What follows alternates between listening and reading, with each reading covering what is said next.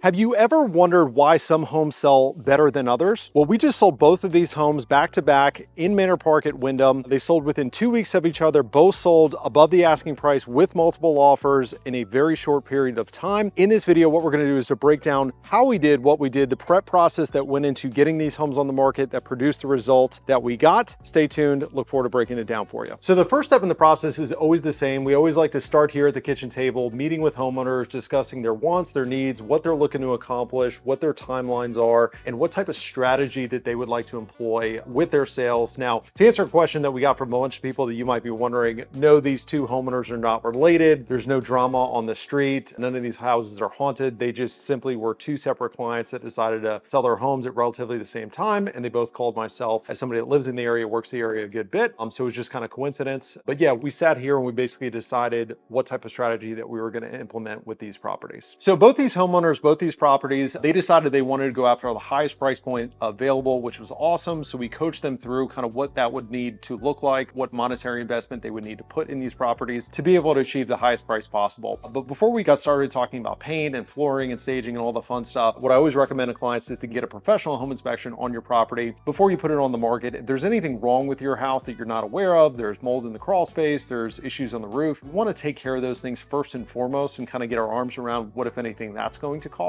Because I promise you, a buyer doesn't care how nice your paint color looks if the roof is shot. So for both of these properties, we did a fair amount of repainting. Paint is one of the cheapest upgrades that provides the best ROI when you're going to sell your home. Typically, paint colors kind of cycle, so there's always like the invoke, the color of the day. Also, too, if you've lived in your home, you know, if you have pets, if you have kids like myself, the walls just get beat up, and just a fresh coat of paint looks amazing. So on both these homes, we did Soji White, which is a Sherwin-Williams color. It was the color of the year in 2022, still very relevant today. It's kind of a creamy white, SW7042 Soji White if you're looking to paint your home. But we did a fair amount of painting. I want to say in this property, we repainted entire first floor and the second floor. In the property right next door, I want to say we just did a fair amount of painting on the first floor, but it looks amazing, absolutely awesome. For the floors, they had already had those refinished, but if you've got the original hardwood floors, a good refinishing is going to make those look great. What's kind of funny about a lot of homes in the Wyndham area that were built in the late 80s, early 90s, the color that you see here, which is kind of a polished, kind of natural but polished look, was all the rage when these homes were built. Kind of an unfinished look is now what's in vogue today. But the funny thing is, a lot of these homes look, the stain color is very similar to that. So we're kind of almost like catching the cycle. We've had a lot of folks that just kind of have the natural or the same style of floors as when the home was built. It sells really well. The last thing that I always tell folks that are living in the North Shore Pump area, specifically Wyndham and Twin Hickory, a lot of these homes were built in the late 80s, 90s, early 2000s. A lot of the metal tones that are in these houses, the light fixtures, as well as the door hardware, is kind of what dates this home. So if you've got polished brass hardware, that reminds a buyer consciously or subconsciously that the home was built, you know, 20, 30 years ago. So switching out that door hardware on this particular property, we did a matte black just because they have a lot of black accents throughout the property. It's a relatively cheap thing to do, and you're probably going to spend somewhere between $500 to $1,000 to change out all of the door hinges as well as the door knobs, but that's going to bring a much more updated look to your home, especially with fresh paint. And changing out light fixtures like the one you see above, which my video guy may or may not be able to include in this video, but switching those things out makes a big difference, because if you have dated light fixtures, dated hardware, once again, consciously or subconsciously, it reminds a buyer of the age of the home. Whereas today's buyer, at least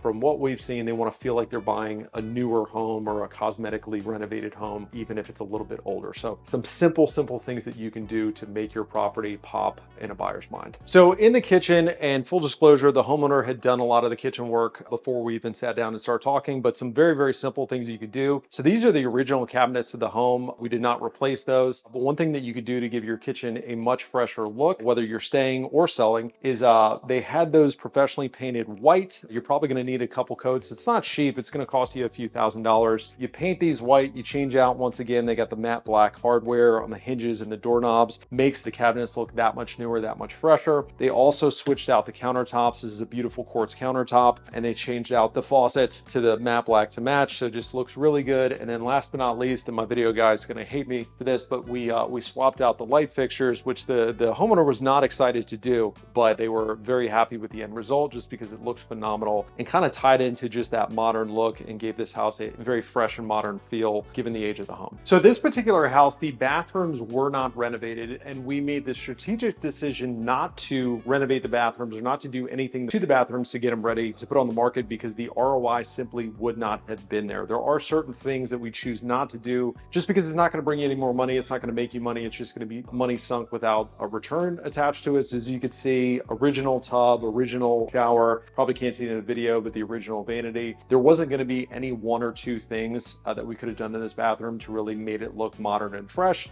So we chose just to kind of leave it as is and pass that along to the buyer. The good news is if you can get everything else dialed in and looking good, we found that a lot of buyers will overlook a dated bathroom or a dated whatever as just, hey, that's a project that we're going to tackle. But we got everything else looking good to where the rest of the house was turnkey. So the other thing that we did at this property is we brought in physical staging. So this home, the owners had already moved out of the property by the time we listed it. So instead of selling a vacant property that just kind of feels like four walls and a roof, we brought in professional furniture, we brought in decor. So everything that you see from the couch I'm sitting on at the table to the peacock there, the golden peacock, that is all staging material that we brought in. It definitely makes the home show very well, makes it feel warm and welcoming. For our folks at 6109 Isleworth, they were still living in the property. They had all their furniture there. So what we did is we brought in our staging consultant to coach them through how to position their furniture, how to position their decor so that the property showed at its best. So whether you are living in the property, we can either kind of coach you up and teach you how to stage your property with your own furniture and decor, or if you have a vacant property, we can bring in furniture and decor.